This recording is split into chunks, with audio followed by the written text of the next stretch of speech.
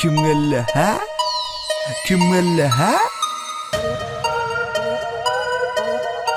This is Triple X Production. Acayip.com Hıdırlı yer. Bir savuna endamından aksın derler. Seçecekmen her bir yöreyen adımımda dollar. Nemi diyen iş domok görüp dişini yuk gel.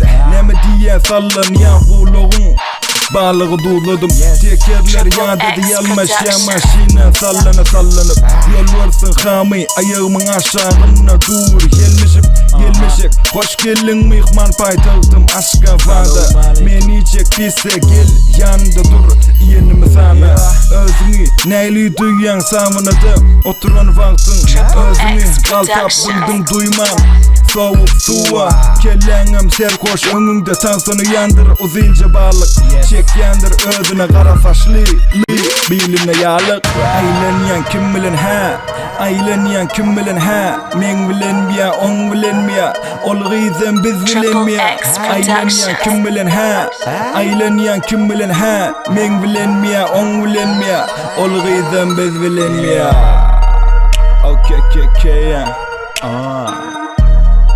Şehrin kara meydi İstimdami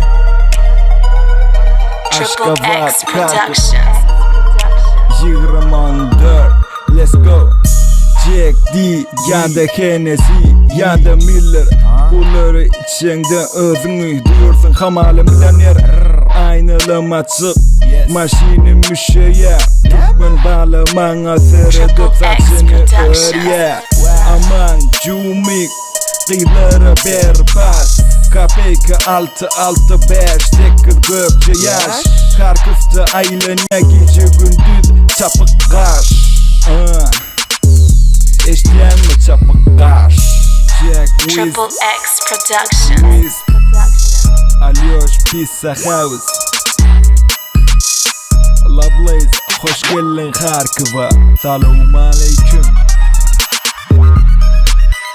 Let's go aylanyan kim bilen ha aylanyan kim bilen ha men bilen miya on bilen miya ol gizem biz bilen miya aylanyan kim bilen ha aylanyan kim bilen ha men bilen miya on bilen miya ol gizem biz bilen miya Acayip.com Seyirli portal.